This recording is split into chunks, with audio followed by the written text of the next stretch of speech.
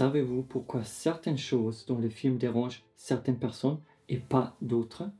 Jetez un coup d'œil à ces commentaires.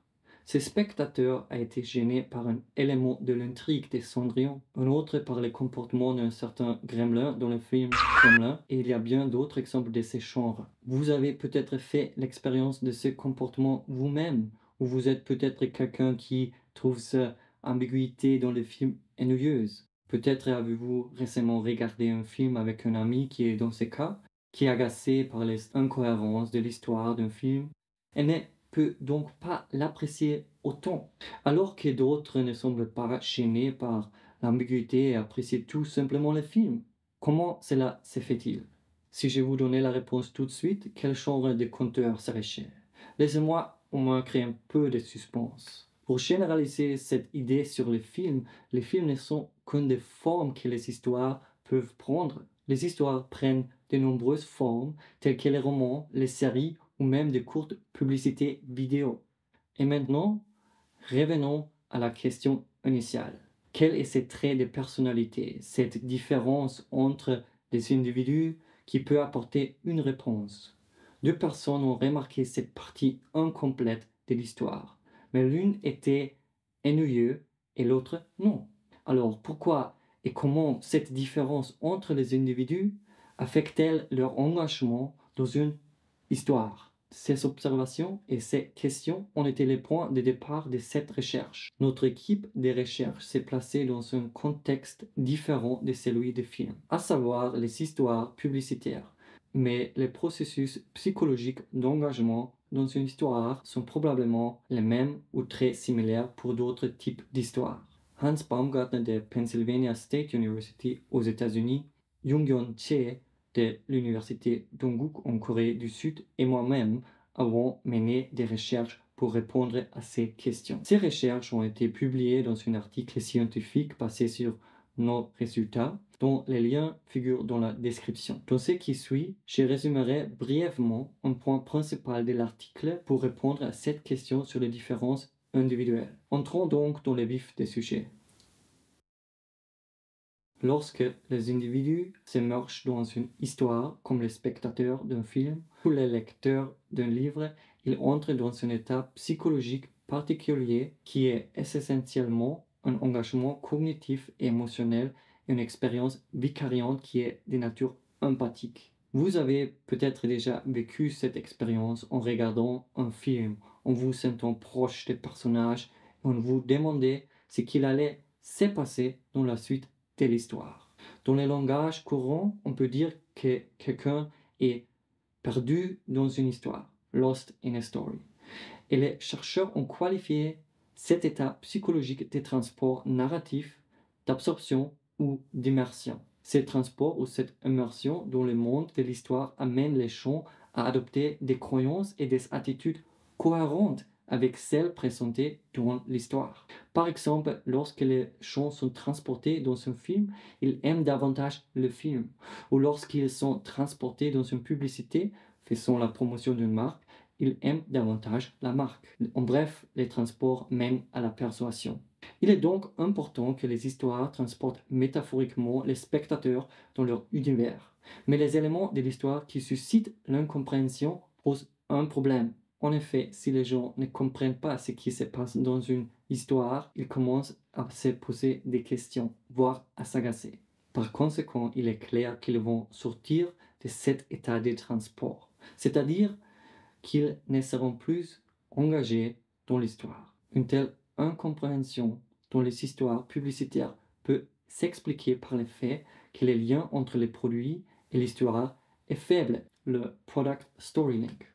Par exemple, il arrive que l'on ne sache pas ce qu'est fait le produit dans la publicité.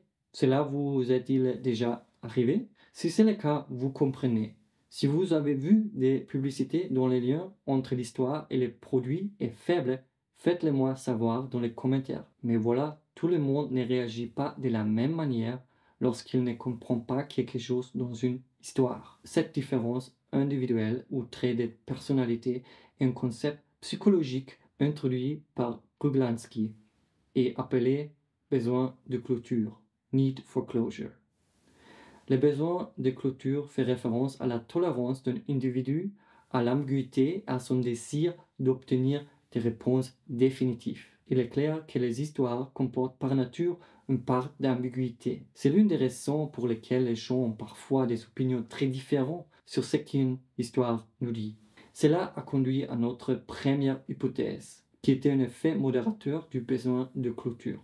Nous pensions que les personnes ayant besoin de clôtures plus élevées seraient davantage affectées dans leur transport par la compréhension. En d'autres termes, deux personnes qui comprennent une histoire dans la même mesure ne sont pas transportées de la même manière dans l'histoire s'ils diffèrent dans leurs besoins de clôture. Si la personne ayant besoin élevé de clôture ne comprend pas l'histoire, elle s'en désintéressera, ce qui signifie moins de transport.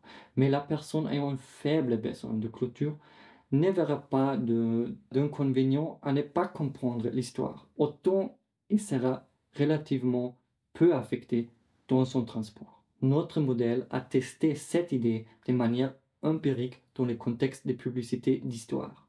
Nous avons également testé d'autres hypothèses, telles que l'effet du transport sur les attitudes à l'égard de la marque présentée dans la publicité, mais je me limiterai ici à l'hypothèse qui tourne autour de l'idée des besoins de clôture que nous venons d'évoquer. Dans deux études menées en Autriche et en Corée du Sud, nous avons montré aux participants une publicité pour Diesel ou Paco Rabanne. Puis, nous leur avons demandé de répondre à un questionnaire.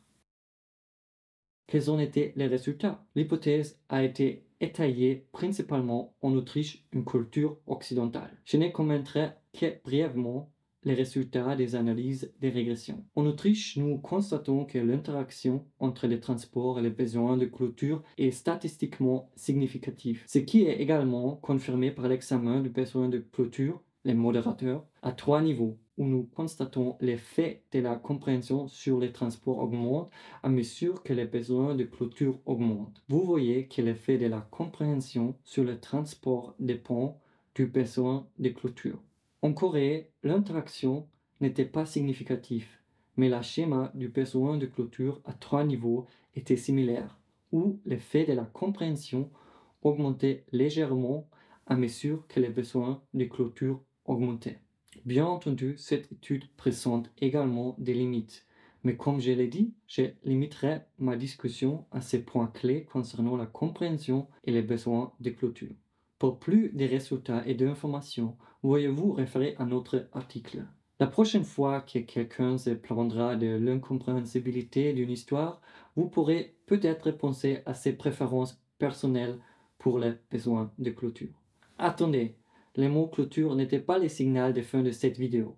Si vous avez trouvé cette vidéo intéressante, cliquez sur le bouton like, c'est j'aime ou pouce en l'air en français je pense.